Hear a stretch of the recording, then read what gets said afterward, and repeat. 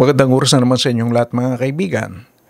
Nasagip ng Presidential Anti-Organized Crime Commission o PAOC ang tinatayang 900 Philippine offshore gaming operators o kaya FUGO workers sa tuktok ng bundok sa Bagac, Bataan. Napabalita na 300 foreign nationals at 600 na Pinoy ang nasabing nailigtas sa isinagawang raid sa illegal puguhan sa nasabing lugar. Sinabi ni PAOC Chief Undersecretary Gilbert Cruz na walang permit mula sa pagkor ang naturang puguhab.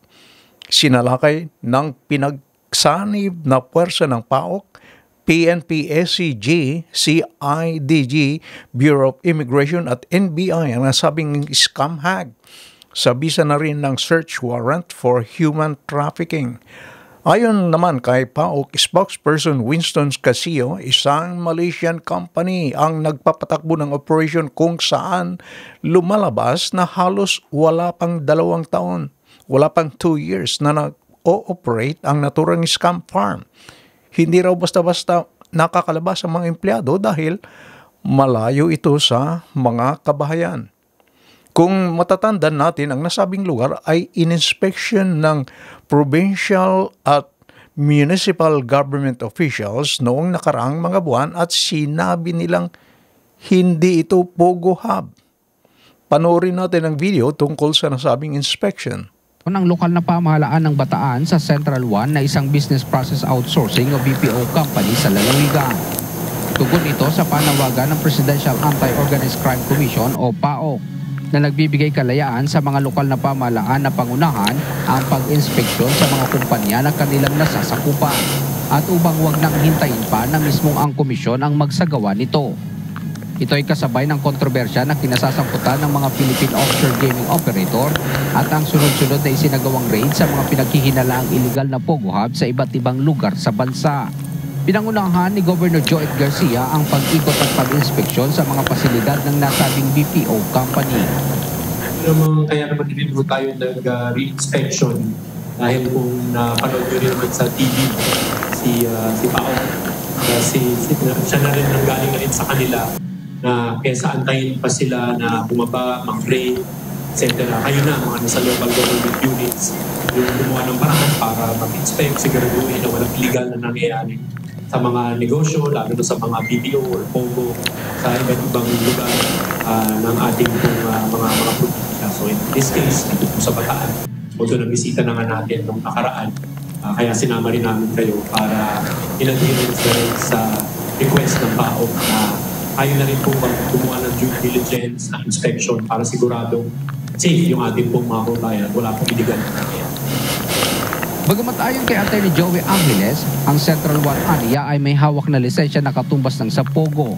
Ngunit sa kasalukuyan ay nananatiling BPO pa lamang umano ang operasyon nito at walang aktwal na gaming hub sa loob ng pasilidad. Mga kaibigan, ito naman ang balita tungkol sa raid na ginawa ng nasabing lugar, courtesy ng Net25. Rescue at saka raid ang ginawa nila. Ang termino kasi na ginagamit ngayon ng mga otoridad kasama na itong pinagsanib na puwersa ng Special Forces ng Armed Forces of the Philippines, ng PNP, CIDG at saka ng mga operatiba ng PAOC ay raid at rescue operations. Dahil Alex, matapos ang kulang-kulang 4 na oras na paglalakbay mula doon sa aming rendezvous area sa Marilao, Bulacan, naglakbay kami ng mahigit kulang-kulang 4 na oras at pasado 3:00 kanina nung marating namin itong barangay Kabug-Kabug sa pagitan ng bayan ng Balanga at Bagac, na kung saan ang exact location nito malapit ito sa paanan ng Mount Samat. At dito isinagawa yung raid at rescue operations ng mga otoridad na kanina sa briefing ay sinasabing mga Chinese at Malaysian at mga Pilipino yung mga na-rescue. Pero dito sa ongoing na ginagawang documentation, maliban sa mga nabanggit na nasyonalidad, mayroon palang mga Bangladeshi, Brazilian, Thailander at yung iba pa, yung Vietnamese na tinitignan dito dahil ongoing pa rin yung documentation. Bali, 7 building lahat ito na sinasabing ang front ay BPO. Pero sa isinagawang surveillance ng PNP Region 3 sa pangunguna ni Police Brigadier General Red Maranan, matapos ang mahigit isang buwan na surveillance operation ay naisagawa nga itong operasyon ngayon na aming tinututukan, Alex.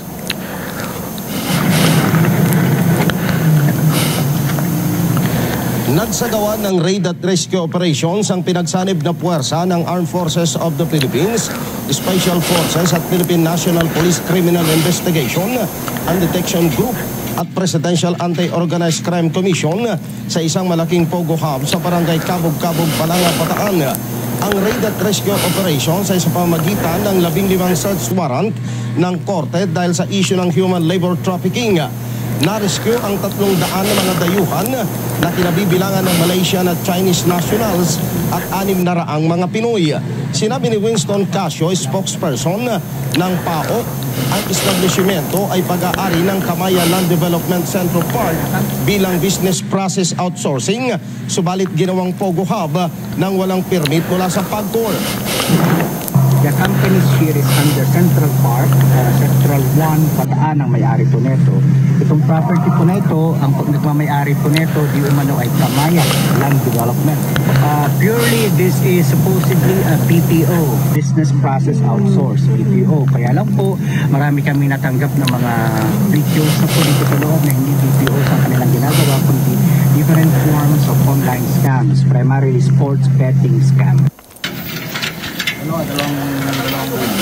Pagkatapos ng raid at rescue operations, ang mga na-rescue ng mga empleyado ay isinailalim sa documentation para sa kaukulang disposisyon.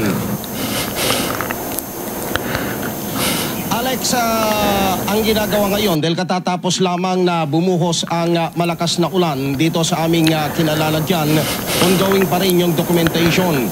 Nung inikot namin itong 7 building, maliban doon sa mga dormitory na tinatawag nila kung saan nakatira itong mga empleyado, complete amenities ito. May mga recreation center, mayroon ding kumbaga parang pinaka-kantin na kinakainan itong mga empleyado.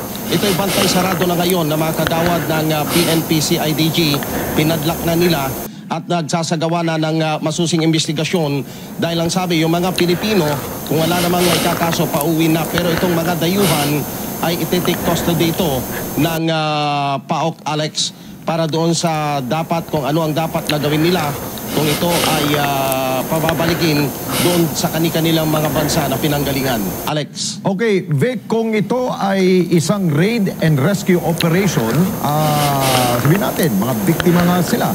Sinong pwedeng panagutin dito ng ating otoridad? Meron ba mga nahuli ba talaga? Yung may-ari, yung operator nito, yung Kamaya Land Development na sinasabi nila, yon ang hinahanap ngayon ng mga otoridad. Pero nandito, kompleto naman dito, may mga gwardiya at saka mga building administrators.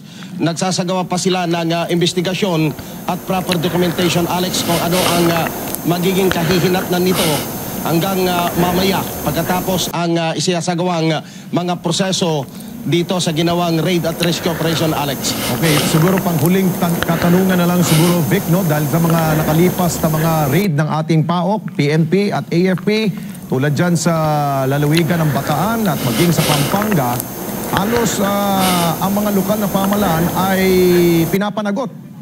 Posible ba yung mayor o di kaya local government na Balanga ay involved dito? Posible, Alex, kasi bago pinasok ito, pinatawag yung mga barangay officials dito. At ang sabi ni General Red Maranan at saka ni Ginoong Winston Casio ay magsasagawa pa ng investigasyon dahil hindi naman po pwedeng mag-operate ang isang establishmento kung walang permit na nanggagaling sa local government, Alex. Okay, maraming salamat Sir Vic Sumintak. Mata natin dyan sa Balanga sa lalawigan ng Bataan. Thank you.